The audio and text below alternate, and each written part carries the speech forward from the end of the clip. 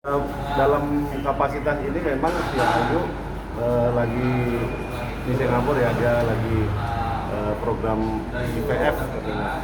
IVF itu apa ya? Bayi tabung kali ya. Nah, kebetulan hari ini saya koordinasi sama pihak penyidik untuk beresin apa yang perlu diberesin. Jadi makanya insya Allah kalau memang sebentar lagi Ayu sampai, mungkin pemeriksaannya nggak lama, 2-3 jam udah langsung clear, nanti turun lagi sini begitu. Jadi memang dia tadi bilang, Bang tolong sampaikan ke awak media, sebetulnya dia ragu mau ngelanjutin bantuin kasih keterangan ini karena dia terus terang dia simpati dengan anaknya si siapa? Lisa.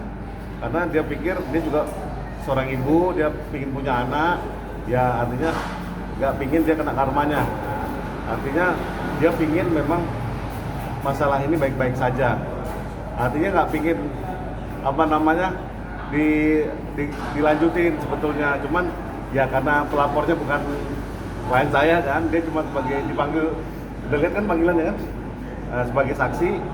Karena ini sudah pada tahap penyidikan, artinya memang secara gegap gempita, secara cepat penanganan perkara ini akan selesai mungkin kurang dari 1 bulan.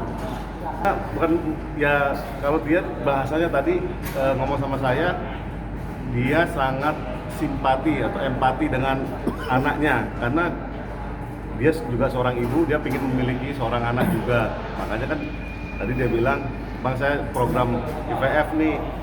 Nah terus emang apa hubungannya? Hubungannya ya saya jadi apa namanya, beresin ke sini gitu loh. Karena dia pikir ya dia nggak enak juga kan kalau misalnya sampai si Lisa sampai misalnya amit-amit, kata dia nih ya, ini saya kutip langsung, amit-amit ditahan gitu loh dalam perkara ini. Itu yang dia nggak inginkan sebetulnya. Kalau saya terus terang sebagai kuasa hukumnya bisa berkomentar, kalau untuk urusan dia mau menyeret silahkan, karena kita juga sudah menyiapkan apa namanya upaya-upaya hukum untuk mengatasi ancaman-ancaman yang dari Lisa berikan. Tapi kalau klien saya malah malah kenyampingkan itu, dia cenderungnya memang dia bersimpati atau berempati bahasanya terhadap anaknya si Lisa Mariana itu gitu. Kalau tadi saya coba tanyakan pernah nggak komunikasi, belum ada. Nah tapi dia melihat itu dari podcastnya si Lisa, dia udah minta maaf, bikin kegaduhan dan segala macam. Dia melihat memang dia itu berjuang untuk anaknya.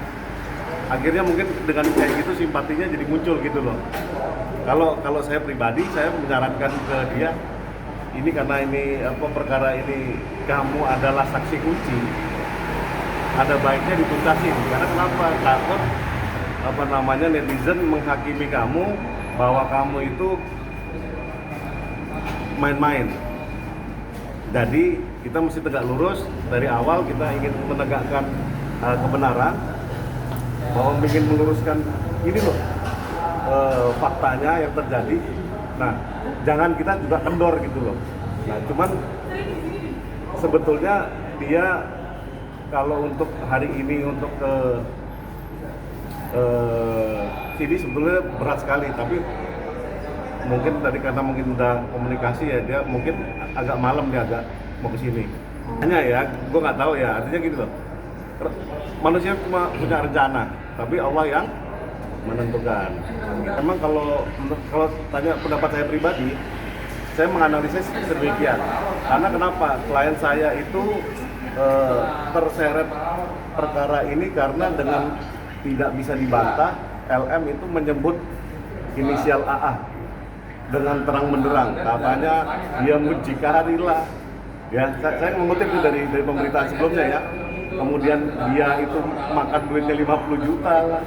Nah, tugas saya sebagai kuasa hukumnya adalah menjauhkan dia dari penjara. Nah, karena ini perkara ini sungguh dahsyatnya, ada seorang wanita yang sangat gagah berani, ya safari podcast ke mana-mana, menyatakan bahwa dia adalah perawan yang notabene tahu-tahu punya anak dari seorang pejabat bekas gubernur Jawa Barat. kan itu luar biasa. Nah makanya dengan itu klien saya akhirnya memberanikan diri untuk menegaskan bahwa yang sebenarnya tidak sedemikian. Nah tapi makin kesini dia melihat ini anak kasihan ya jadi objek gitu loh. Nah apalagi dia dalam program yang mau bayi tabung tadi, IVF tadi, dia meng-highlight itu beberapa kali ke saya. Dia bilang, Bang tolong sampaikan ke awak media bahwa saya sangat bersimpati dengan anaknya itu karena jejak digital itu nggak mungkin hilang. Bisa dibayangkan ya, sebelumnya saya juga megang namanya perkara Sania Marwa ya, kalau bisa diingat ya, itu berapa tahun nggak beres-beres juga, sampai sekarang juga nggak beres. Bayangkan itu kalau anak itu udah besar terus dia mengakses berita dan dia melihat pertempuran dari orang tua kandungnya. Wah saya nggak ngerti apa yang akan dipikirkan anak-anak itu. Dia berpikir karena gue cewek juga ya, dia melihat kalau dia di posisi si LM gimana gitu loh. Tapi saya kalau saya pribadi saya bilang ada yang salah ini sama si LM, karena terus terang kalau dia memperjuangkan hak anaknya, dia sudah bersuami loh, dan suaminya itu mengakui bahwa itu adalah anaknya sendiri. Nah tapi di suatu perjalanan katanya dia 8 bulan udah nggak terima nafkah dari RK. Saya pikir ini benar-benar top lah. Artinya memang inilah negeri Konoha yang sangat luar biasa, banyak kejutannya gitu loh. Gitu loh. Yang jelas dari segi konstruksi penyidikan bahwa klien saya itu adalah salah satu saksi kunci. Jadi awalnya memang dia tidak mau dijadikan saksi sebetulnya ya, karena memang satu pertimbangan dan lainnya, tapi karena dia saksi kunci dan diminta oleh penyidik, mau nggak mau dia harus diperiksa.